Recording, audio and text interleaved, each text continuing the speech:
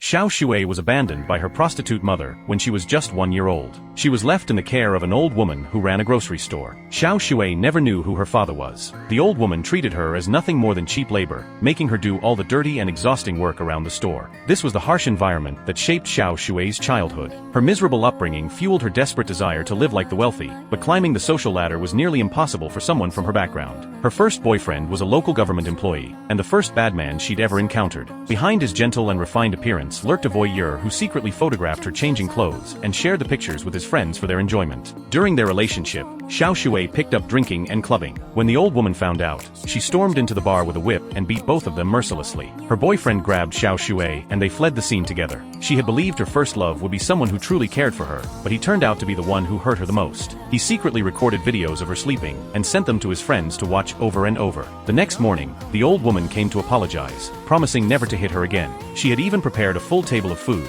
inviting Xiao Shui to come home for dinner. But as soon as Xiao Shui returned, the old woman revealed her true colors. She forced Xiao Shui back to work, treating her as nothing more than a money-making machine. In that moment, Xiao Shui understood. The old woman had never seen her as a daughter. All she cared about was money. After ransacking Xiao Shui's room, the old woman seized all the hard-earned savings from her part-time jobs. This was the moment Xiao Shui's world completely shattered. Something dark awakened inside her. She crouched on the floor, tears streaming down her face, while plotting her revenge against the old woman. That night, she secretly invited her boyfriend to spend the night at her place. The whip marks from yesterday's beating were still clearly visible on her skin. She deliberately placed his hand on her leg. In this small wooden house where she had grown up, Xiao Shui and her boyfriend crossed a line for the first time. Afterwards, she intentionally made noise by banging on the walls to draw the old woman to her room. Seeing the scene before her, the old woman cursed Xiao Shui, calling her as cheap and shameless as her prostitute mother. But this was exactly what Xiao Shui wanted, to infuriate the old woman and give herself a reason to leave with her boyfriend.